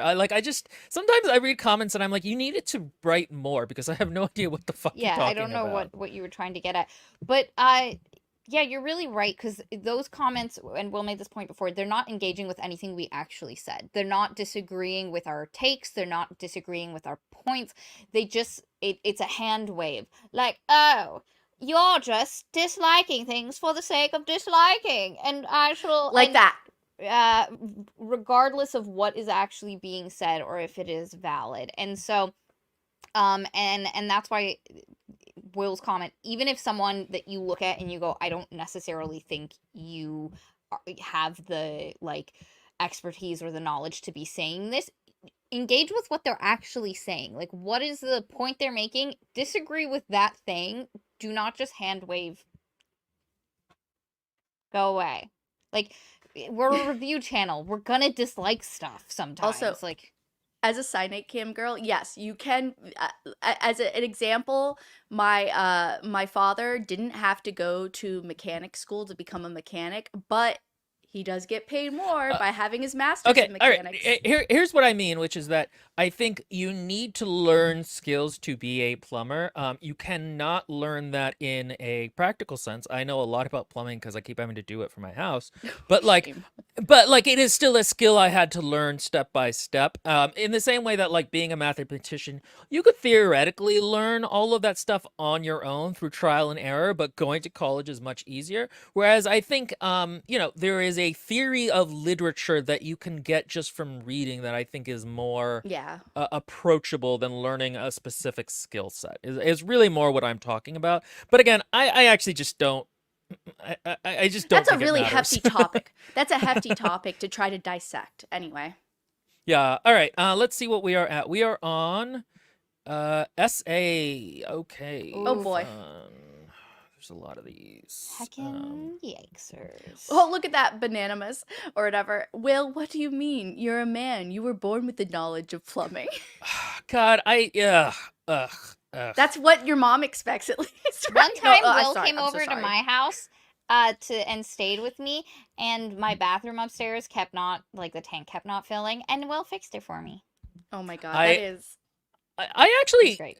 I actually really it's not weird. I really respect whoever came up with plumbing because it's such a simple system. It doesn't work off of electricity. It's just like the power of water. It's like there's something Gravity. so clean about the analog nature of it. All right, let's see. I really want to read the comic for Shadow of the Conqueror just to see what the art style looks like. It's awful. It does that thing Oh, where all the really? women are like big titty for no reason. Stop it, I And gotta it looks Google it. just cheap.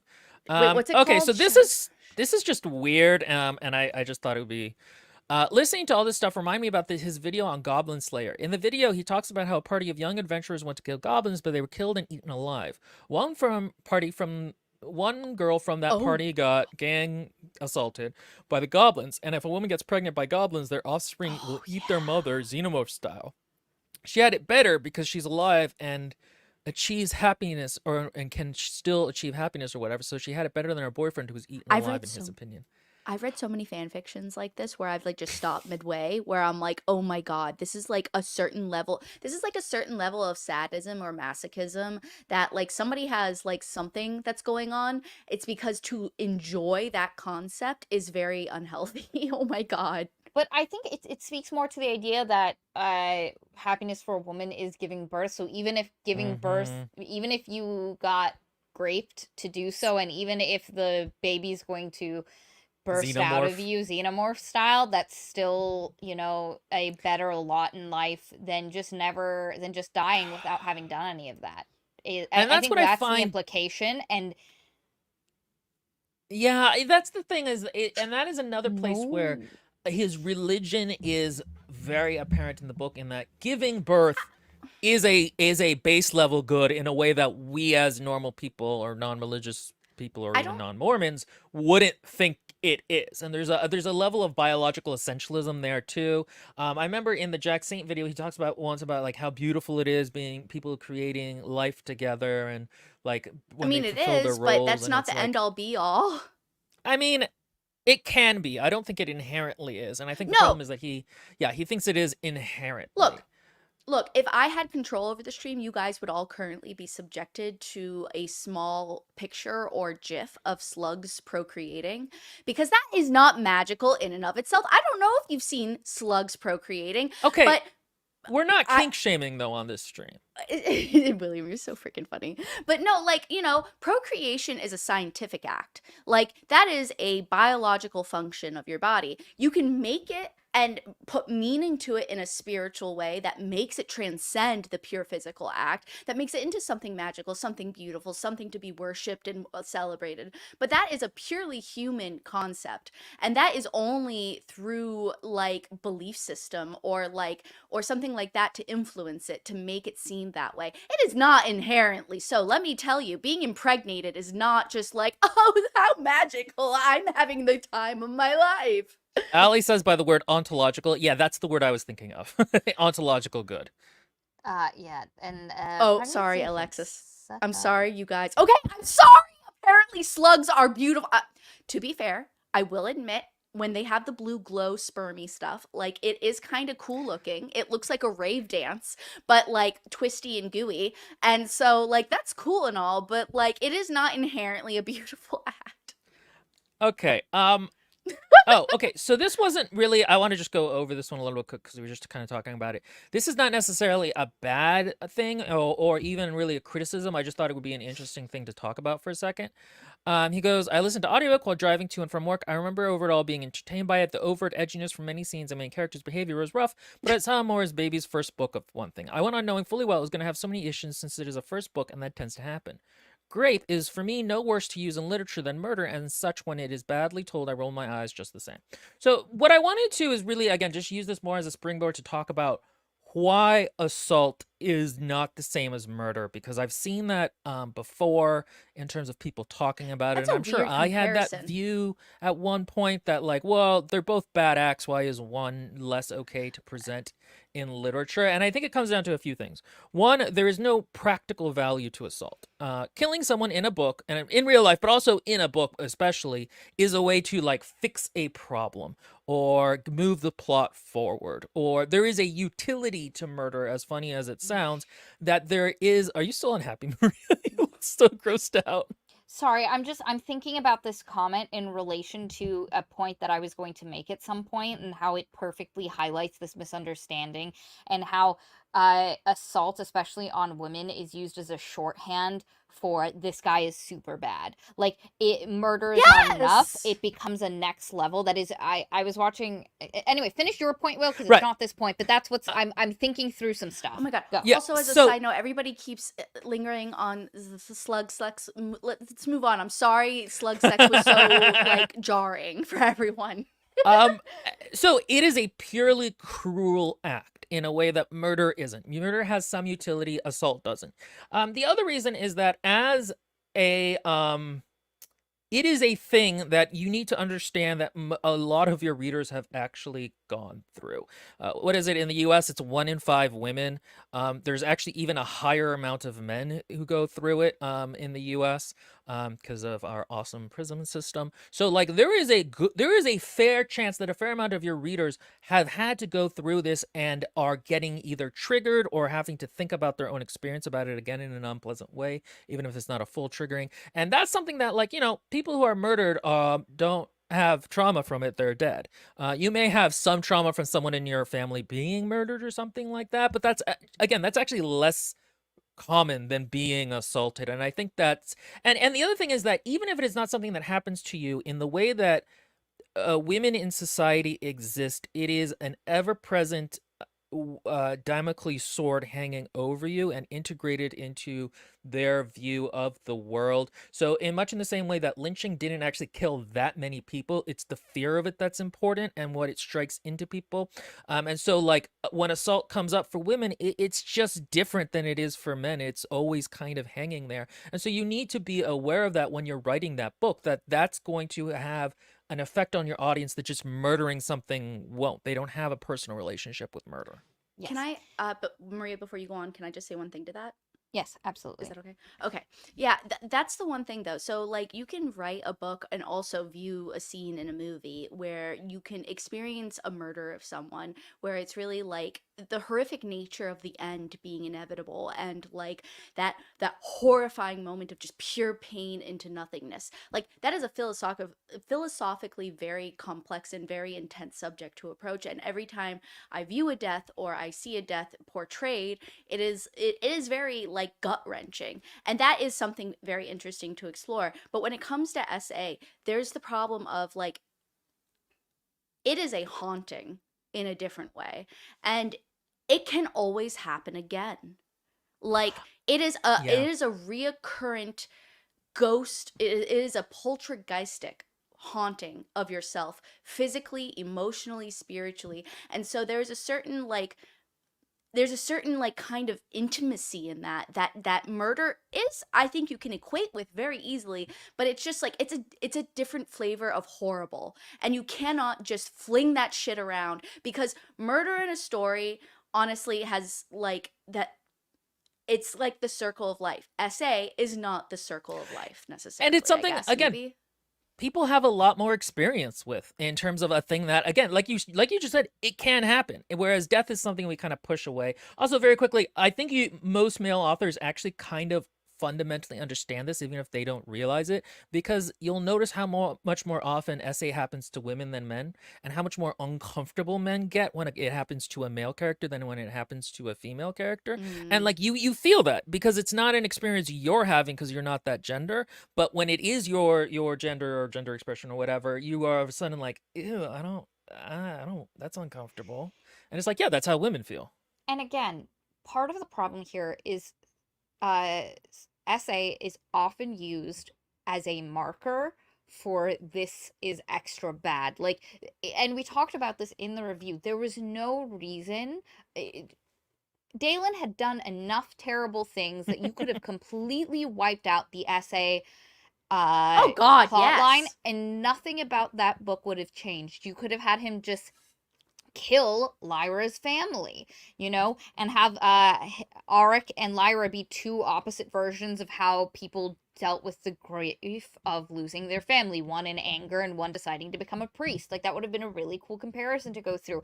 But it is used very cheaply. It is also used to and I'm talking about in literature in general, and I bring this up because I was watching I've been watching a lot of Be Kind Rewinds video essays and videos about 1930s, 1920s, 1940s, and 50s movies and actresses, and she talks about domestic abuse being used like it's just a common marker to make a guy be extra bad. Like that's when you know he's a bad guy. And so it ends up becoming a tool to define male characters, and also in literature and in a lot of time in movies and TV shows, it gets used as like character development for the female character. So it's either getting used as a tool for a male character, like this happened to his wife, daughter, sister, and now quest for revenge. Yes, exactly. Or You know what it's like? It's like in horror movies where it's like, no, the villain won't kill them; they'll suffer eternally, which is worse than death. You know how like it's another level of bad up from murder is, oh no, it's Exactly. assault. Exactly. And versus where it will like to use Sansa in the TV show of Game of Thrones, where it was like character development. She ended up becoming like cool icy queen as a result of that. And I find a lot of times it is used without a lot of input or focus on the victims itself, and it's just it sometimes just feels cheap. It feels like a different form of literary fridging. I, Very Yeah. quickly, Element 8 and Cam Girl, stop arguing about that. Like, I understand, just stop for now. It's not really relevant and it's not going to go anywhere. They're arguing about plumbers and degrees, and it's like, yeah, it's honestly, okay. I Yeah. shouldn't have even used plumber as an example. Like, let's just unengage there. Um, Real quick, I just wanted to say that's why I find horror movies with like it there's a whole subgenre in horror movies.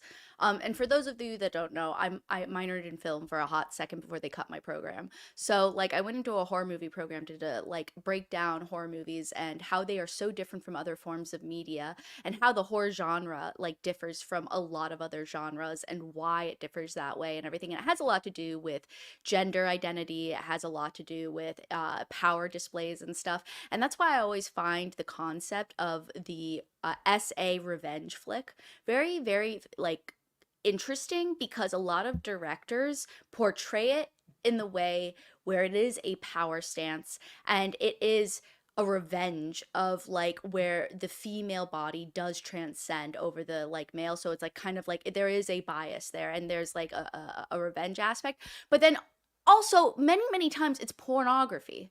Like it's just it's pure. titillating, and not necessarily Yes. titillating in a sexual sense, but titillating in a like, ooh, like, That's bad. That ooh, yeah, like that's it, yeah. and so that when you market off that far too much, that's when the balance becomes jank.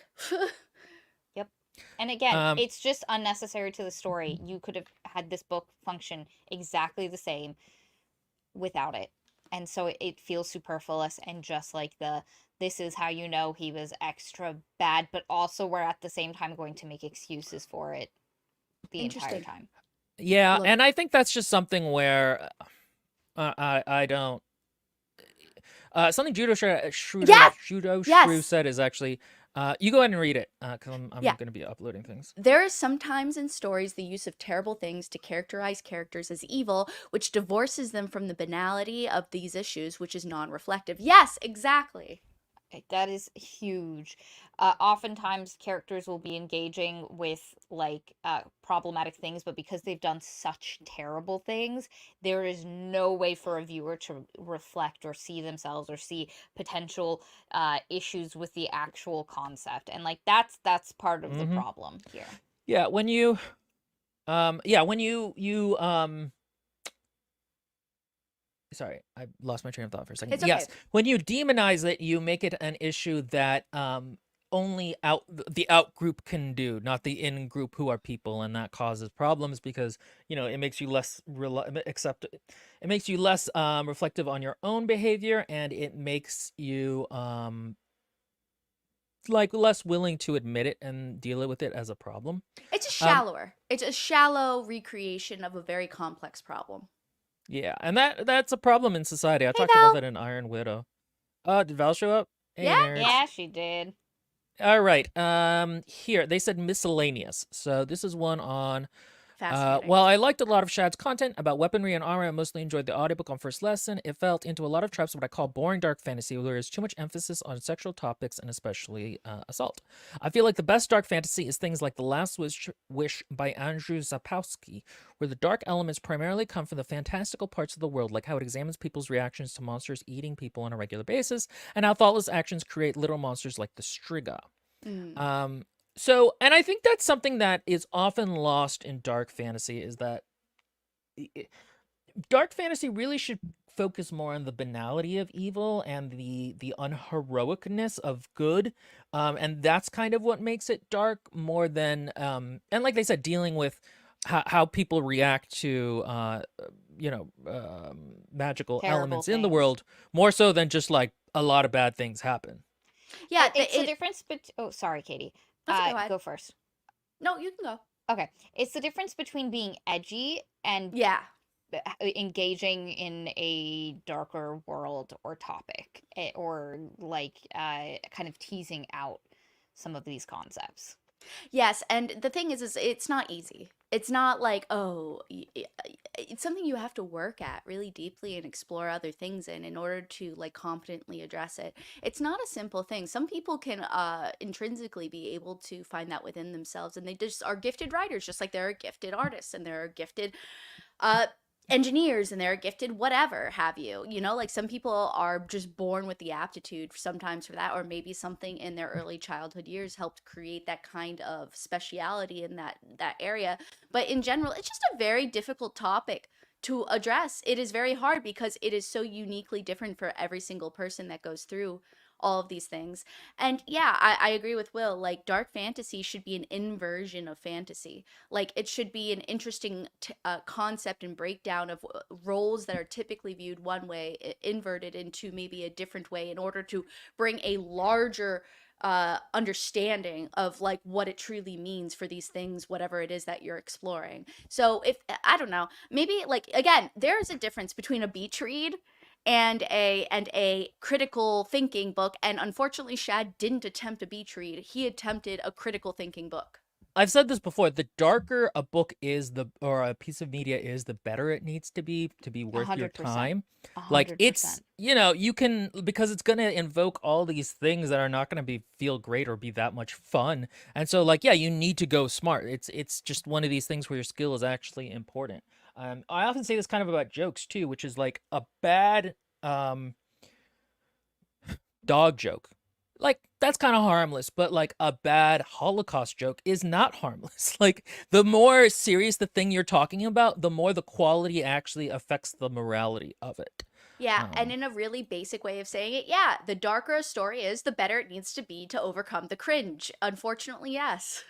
You have to try, yeah. So there were a couple actually in the miscellaneous that I wanted to go through very quickly. This next one is, this could have been in like our pistolas section at the end of the year, but I'm just going to address it now.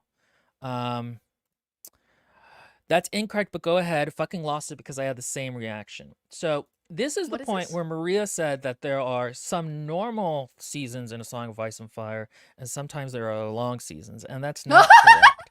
All of the seasons are of a Oh, different variable length. So sometimes the seasons are long and sometimes they're shorter, but it's not like there's normal and abnormal I'm ones. so dead. That person when they I just it made me so funny. They're like, I like the vibe. You're wrong, but continue. Like that's so funny. So I just thought that was really important, and I needed to bring it up for a little Of course. bit. yeah, you did. Oh, man, what a But we great watched the show. conversation What do you that want? sparked. Yeah, the show Um, was not very clear on that. No, Mm. actually, it specifically portrayed the seasons as exactly Maria described it. That is how I understood it to be as well, due to the show. So like, don't shoot the messengers, shoot the whatever, Oh, listen, he'll shoot the show all day long. I'll do worse to it. All right. This is another one. The irony of the book is that power fantasies, lit RPG, and harem lit are super popular subgenres, and if you approach them with care and respect, you can have a solid audience. That has to do with a lot of how we talked about it being like a video game. And I'm unfamiliar with lit RPGs, really. But yeah, I think part of it is that is a category issue. Like if you're reading different genres, you have different expectations. And this is not, this has the expectation of being, epic dark fantasy. It doesn't have the, expectation of like bringing dice with you to decide which path in the story you go down. I don't know if that's what happens with lit RPGs, but that used to happen with some books I read as a kid where you would get to pick your own story based off of how your dice rolls went. That was a Um, very long breath you just explained all that on. Congratulations. What great lung I have, capacity. it's part of my iron belly. It holds a lot of air and I can just keep forcing it out a long time, even when it's pretty low. So like I can do this. It's almost like a frog who takes a very deep breath and then continues to breathe out. Oh, it will. Okay, I'm not gonna go Jesus there. Go ahead. Christ. What a, I didn't know that about you. Well, What a and singular now I do. skill that's very relevant Your in life. your diaphragm is well, guys, we're almost at we're at 302. Yeah. Viewers. Sorry, that was loud. Wahoo, that's a lot. Wahoo! There you go. Yeah, that's better. Yeah, More no, we're volume doing pretty good. We actually got through about most, not most. We're about halfway through the comments, so we can do like another like 20 minutes, and then I think we're all slowing Yeah. down a little bit. So Yes, we are. That's correct.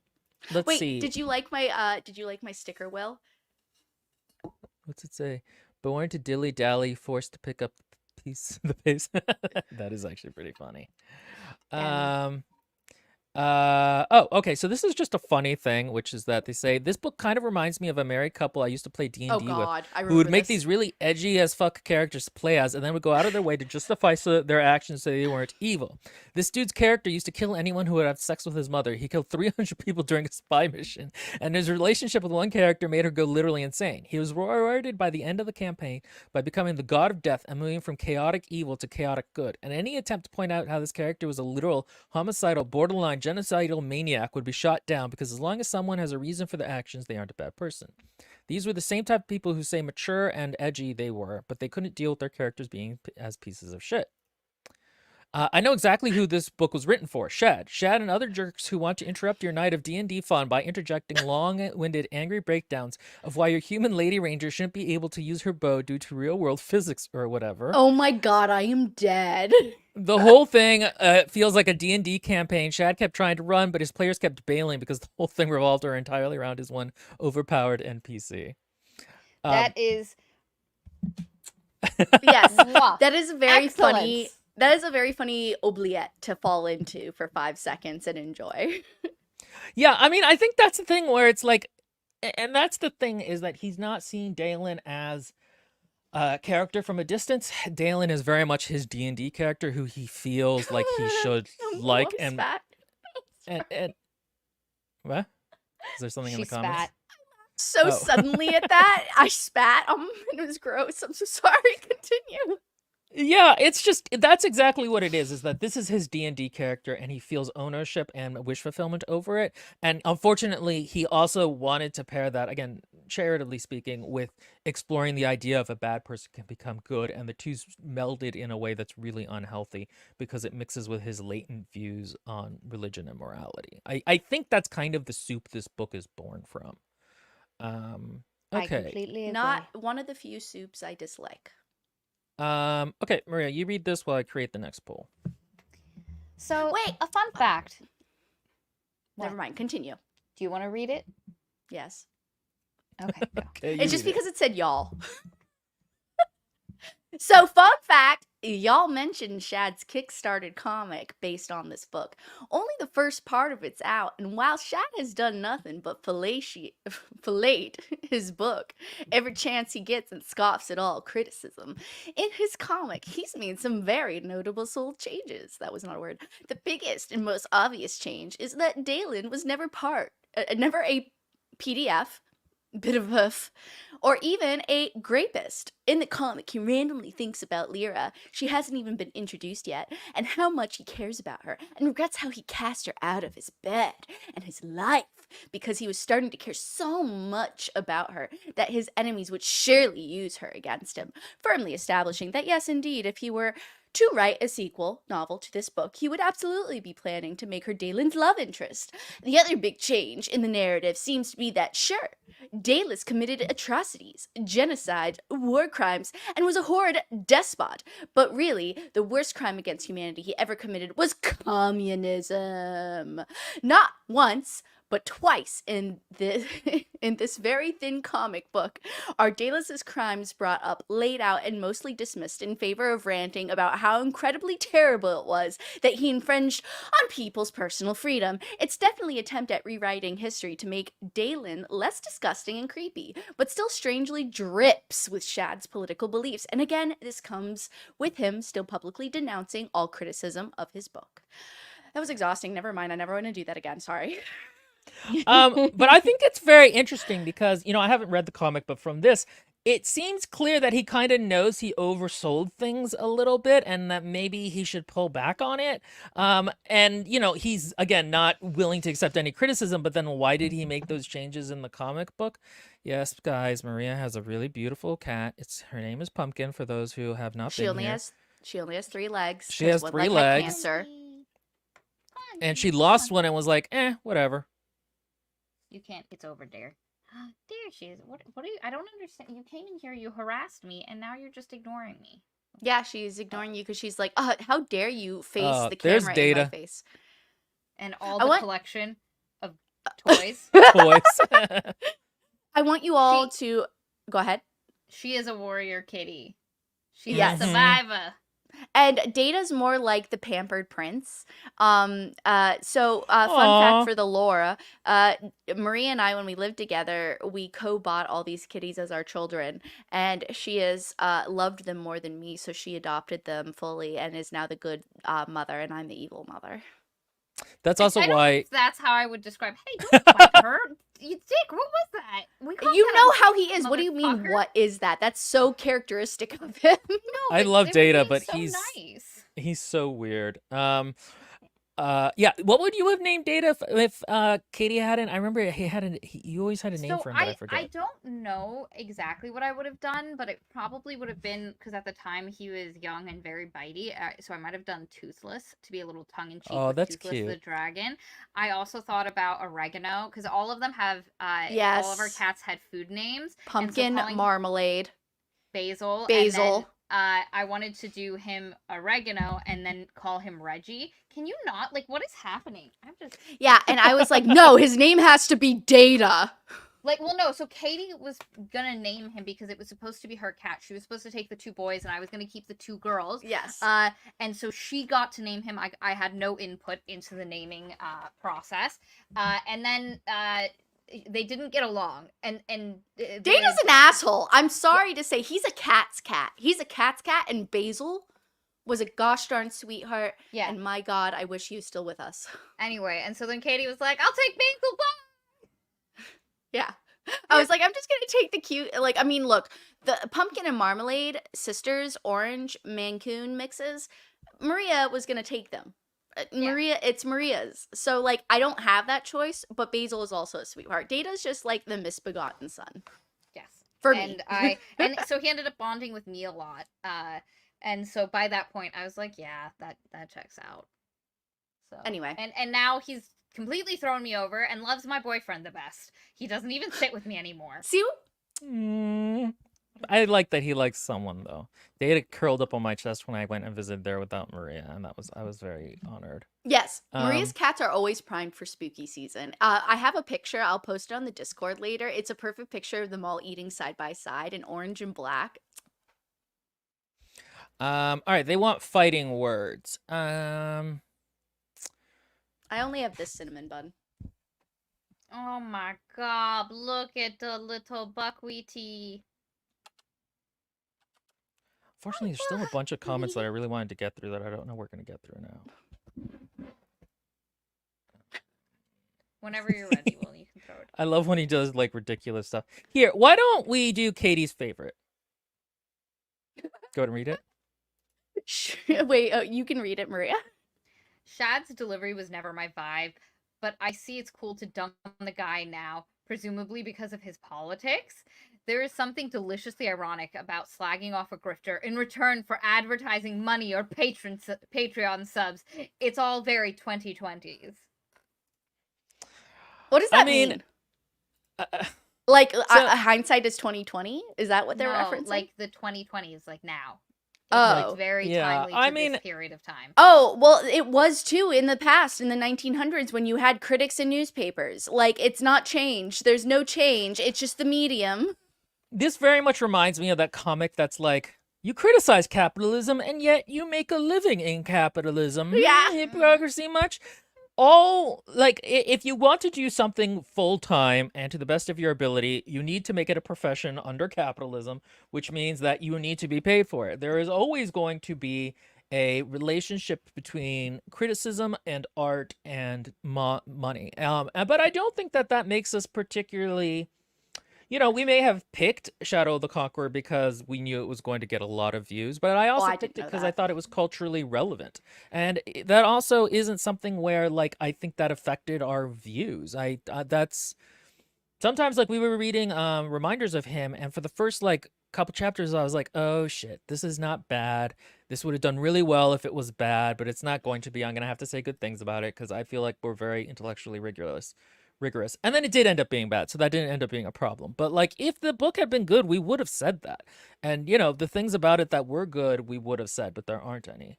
I mean, it was like with our Lightlark video, it was getting so much, like, it was just getting so universally panned, and we were like, it's kind of fine in the scheme of these types of books. It's not the worst. I would put it on par with like the ACOTAR series in a lot of ways, and so we were like, think it deserves all of the stuff it's getting. It's not good, but it's not like, I don't understand why it's getting special hate over like half the other stuff that's out there. And honestly, that's one of our best performing videos. And so the thing is, like, we may pick certain books based off of popularity, but that doesn't really affect our criticism once we're in there. Yes, I have two things. Go, Katie, you go. Okay, two things to say. Once, thank you very much, Alex. You weren't even criticizing Shad for his grifting, ... You were very specific on not criticizing the author, and Maria purposely avoided learning anything about him beforehand. Me too! Like, and that's why I mentioned this. It's because it's going to bleed into just what I was about to say. I have specifically said on multiple occasions, and people get angry at me and have made comments about, Katie didn't read up on the author, Katie doesn't know the background on this thing, or in general, you guys didn't read enough research on the author. And I'm like, no, I don't care about the author. I don't care about the author. It's death of the author for me. I want to see this piece of artwork stand on its own, and I want to see if it can stand on its own regardless of any influences I can otherwise deconstruct. Yes, that's an important literary process. Yes, but that is a different part of literary critique. I would like to not get into that, because then that gets into deconstructing a personality of a person who is currently living, and I don't feel comfortable doing that. So, shoving that to the side, I'm going to just read a book and tell you how I feel about it. Sorry. Exactly.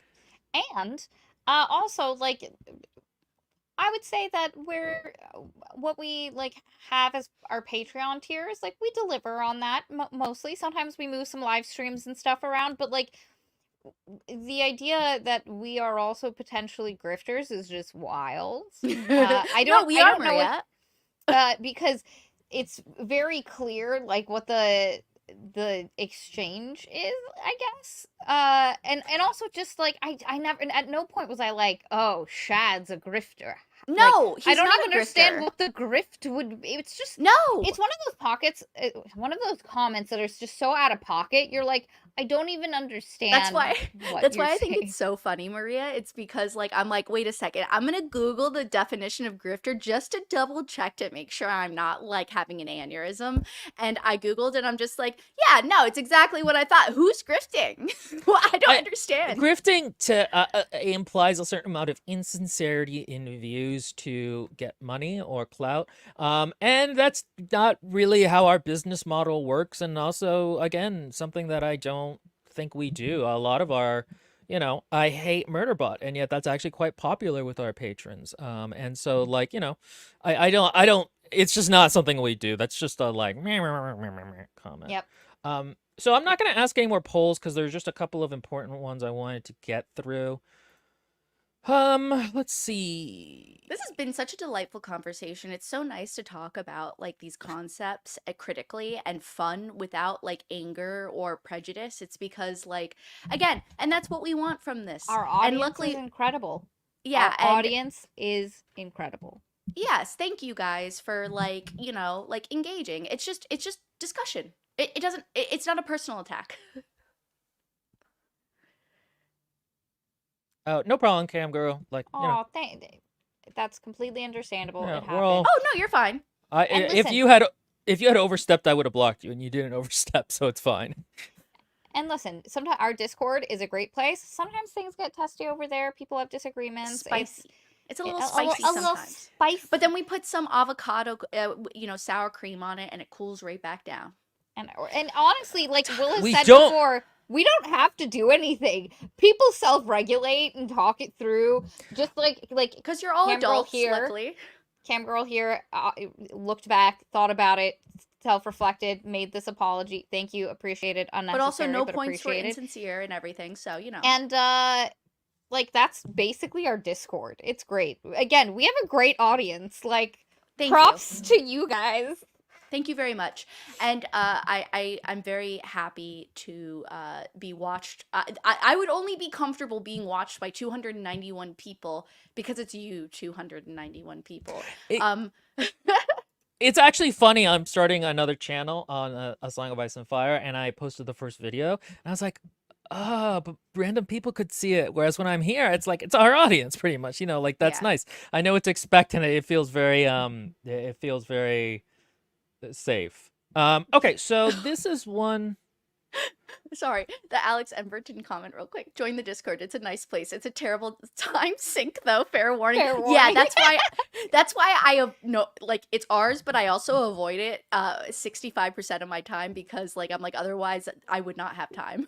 My mom is also going to be mad that I didn't shill for this earlier, but join our Patreon. You get Join our access to the Discord. Patreon. You get access to book club live streams that are like this, but on specific books. And then also, if you're looking for more like prose criticism and review, me and Katie do that once a month for our Guys. parasocial darlings, and it's never shown up. What? They want to know your A Song of Ice and Fire channel name. Hour of ASIOIAF.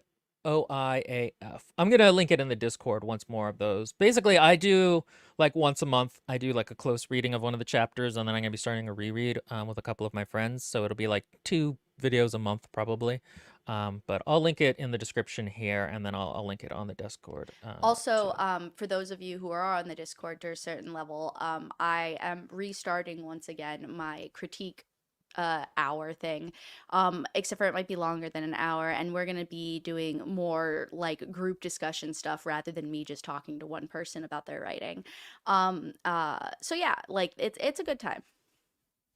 Okay, I actually think that's enough comments. I might do some more in like, I don't know, some other format or something, because there's a few. But I think we got pretty holistically, I think we got most of the points across. We got most of the funny things. Let me check to see if there's any really funny ones I wanted to bring up. Oh, okay, so one creepy thing is we wondered why the age of consent was 14. 14. Apparently that is a common number among religious people, because that's how old Mary was when she got pregnant with Jesus, and so like Mhm. that's considered you know, like, and Like, I that's think okay. That's good enough. God did it, so we can. yeah, I mean the thing is I think it's something where his cultural views are going into the book, because I also thought it was weird that he picked 14. He must view that as the age that we would view like 18. The This is not PDF Ilea, but it is. So I just thought that was creepy. But yeah, oops. Any Oh. last thoughts you guys want? We already shilled to all the patrons about how awesome they are. This has been one of the biggest videos on our channel. Yes, So it welcome has. to all the new people here. Yeah. Thanks for being here. It ended up being a way bigger, like, Will thought it was going to be pretty decent, but this has been way bigger than I think we ever thought it was going to be. And, you know, here we are talking about it again. So, Yeah, let me tell you, it is pretty terrifying with the young adult stuff. It's because if any of my students ever accidentally like stumble upon this, which it probably wouldn't happen, none of my kids read, unfortunately, except for one, and she's never gonna find it. Uh, one of my coworkers was actually like, "Wait, you do a podcast, don't you?" I was like, "Where did you hear that?" And she Yeah, was like, my old coworker who got me this job had mentioned it to her, and I was like, this is the name, but I want you to know I drank a lot towards the beginning, so just like ignore that." yeah, you got to be chill a little bit on now that you're a teacher. No, I'm already chill. Okay, thank you very much. Like my days of like Drinking are gone. no, I was gonna say gross profanity. I was a bit Balls and dirtier. brine. Yes, exactly. But I still think it's great, and that's not per demographics on our YouTube analytics. The majority of our viewers are between 24 and 36 or whatever. So I don't think I have a problem. so really quick thoughts before run. This was when we were talking about age. Oop, nope, wrong one. You guys don't complain about that in Game of Thrones, though.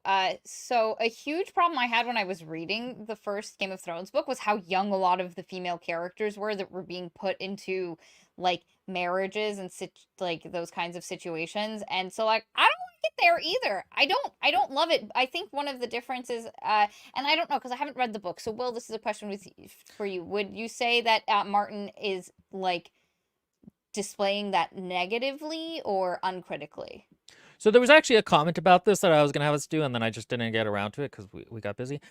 So there's two things. One is that I actually don't love how Martin handles it at times. He also kind of wishes he had aged up the characters from what he said before. I do think though there is a categorical difference in how Martin writes these things. Like they're not portrayed good or as like let's forgive them already as they are in you know, Shadow of the Conqueror. They're criticized. The person that it happens to originally, it's not a good thing. She finds power through that new situation she's thrown into. I'm talking specifically about Danny. um but it's not viewed in the way that it is in Shadow of the Conqueror, where it's mentioned as a bad thing and then the consequences of it are never mentioned again. And it's also different because a lot of times it's from a female perspective that these things are happening, and so he actually does care about their experience of it, and what its implications are for society. And again, I think there are places Martin could. This is part of, again, I'm a huge fan of the series, but there are places he could improve, and I think that's one of them.